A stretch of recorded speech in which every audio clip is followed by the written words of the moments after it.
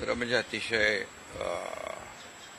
मनाला वेदना देणारी आणि मनाला चटका लावून जाणारी ही अतिशय दुर्दैवी घटना आज महाराष्ट्रात घडली आहे. खरं म्हणजे असं कुणाच्या स्वप्नातही वाटलं नसेल की अजितदादा एवढ्या लवकर आपल्यातून जातील. ही महाराष्ट्रासाठी अतिशय दुःखद आणि दुर्दैवी घटना अजितदादांच्या जाण्याने झालेली आहे. खरं म्हणजे अजितदादा गेले अनेक वर्ष या महाराष्ट्राच्या राजकारणात नेतृत्व करत होते आणि अतिशय परखड स्पष्ट वक्तेपणा आणि प्रशासनावर असलेली त्यांची पकड आपण पाहिलेली आहे. प्रत्येक गोष्टीचा त्यांना बारीक अभ्यास करून बोलण्याची सवय होती आणि परखड स्पष्ट वक्तेपणा, निर्भीड, रोखठोक बोलणारे असले तरी सुद्धा त्याला चूक म्हणणारे असले तरी सुद्धा अतिशय मनाने ते निर्मळ होते. याचा अनुभव मी स्वतः घेतलेला आहे. त्यांच्यासोबत मी मंत्रिमंडळात देखील काम केलं. मी मुख्यमंत्री असताना त्यांनी उपमुख्यमंत्री म्हणून देखील काम केलं आणि जेव्हा मुख्यमंत्री मी असताना मुख्यमंत्री माझी लाडकी बहीण योजना किंबहुना इतरही योजना जेव्हा आम्ही सुरू केल्या तेव्हा आर्थिक जे काही घडी आहे किंवा आर्थिक तरतूद जी आहे ती अतिशय उत्तमपणे त्यांनी त्यावेळेस केली आणि याचा अनुभव मला आहे. आणि एकदा करायचं ठरवलं की ते अजितदादा करायचे. करतो, बघतो, पाहतो असे शब्द त्यांच्या डिक्शनरीत नव्हते. व्हायचं असेल ते तात्काळ करायचे, नसेल त्याला नाही म्हणायचे. असा स्पष्ट वक्तेपणा या महाराष्ट्राने पाहिलेला आहे. मी असेन, मुख्यमंत्री देवेंद्रजी असतील, अजितदादा असतील, आम्ही टीम म्हणून काम केलं, टीम म्हणून काम करतो. आमच्या वेळाही कामाच्या वेगवेगळ्या, आम्ही पहाटे उशिरापर्यंत काम करतो. अजितदादा पहाटे लवकर काम सुरू करतात, देवेंद्रजी दिवसभर काम करतात.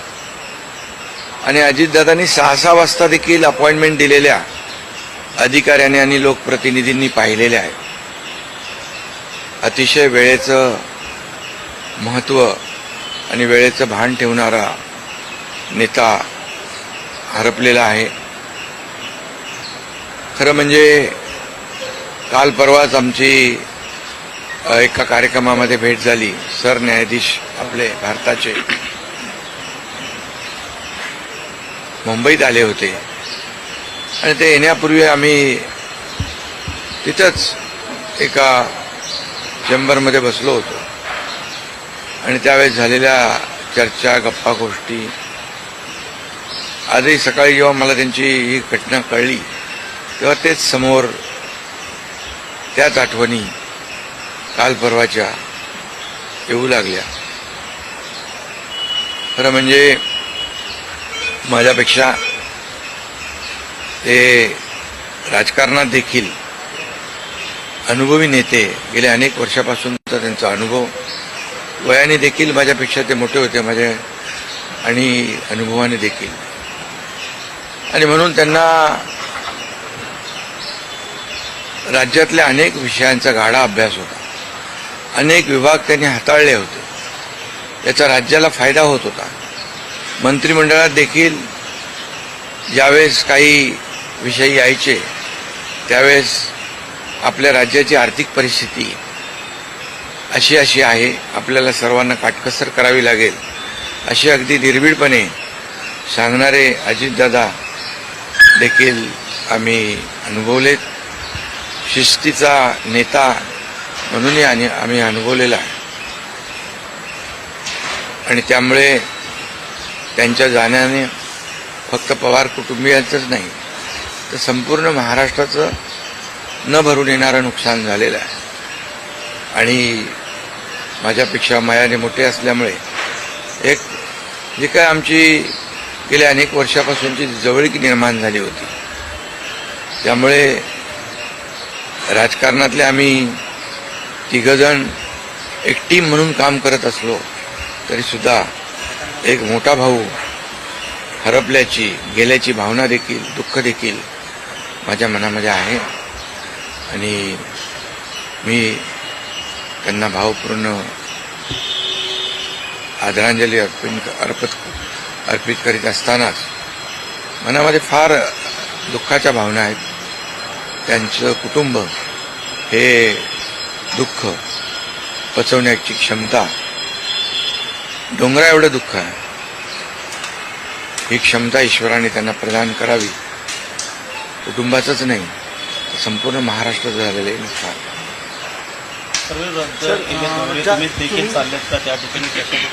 हा, मी आणि मुख्यमंत्री देखील आम्ही जातो आहे.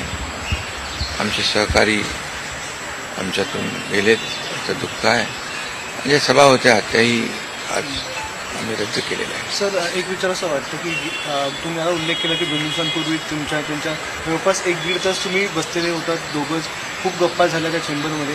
असं काही एक त्यांच्या किंवा मंत्रिमंडळ देखील असताना अशी काही त्यांची इच्छा, एखादी योजना किंवा एखादं त्यांना करायचं होतं ते तुमच्याशी त्यांनी शेअर केली, आपण हे करूया मिळून महाराष्ट्रासाठी, असं काही? नाही, आम्ही आतापर्यंत एकत्र जेव्हा तेही उपमुख्यमंत्री होते तेव्हा मी मंत्रिमंडळात होतो. मी मुख्यमंत्री असतानाही उपमुख्यमंत्री होते. आता देवेंद्रजी मुख्यमंत्री होते. आम्ही जे काही निर्णय आम्ही घ्यायचो ते निर्णय मिळूनच घ्यायचो. आणि मग एकदा एखादी सूचना आली की मग त्याला तिघांनी बळ देऊन ते पूर्ण करायचं. अजितदादा देखील एकदा कधी कधी असंही म्हणायचे की आपली आर्थिकता, आपली जी काही अर्थव्यवस्था महाराष्ट्राची आहे, काही नवीन योजना केल्यामुळे आपल्याला काटकसर करावी लागेल, पण जेव्हा काही निर्णय आपल्याला घ्यावेच लागतील त्यावेळेस मात्र ते मागे हटत नव्हते. आणि याचा अनुभव देखील आम्ही घेतलेला आहे. न भरून निघणारे पोकळी सातारा असेल, पश्चिम महाराष्ट्र या ठिकाणी देखील कशा प्रकारची तुम्ही पोकळी भरून काढणार आहे? नाही, यामध्ये साताराच नाही आहे तर त्यांचं जे असलेलं जे काही अनुभव आहे हा महाराष्ट्रासाठी होता. त्यांनी प्रतिनिधित्व केल्यामुळे मला वाटतं फार मोठं नुकसान झालेलं आहे, न भरून येणार.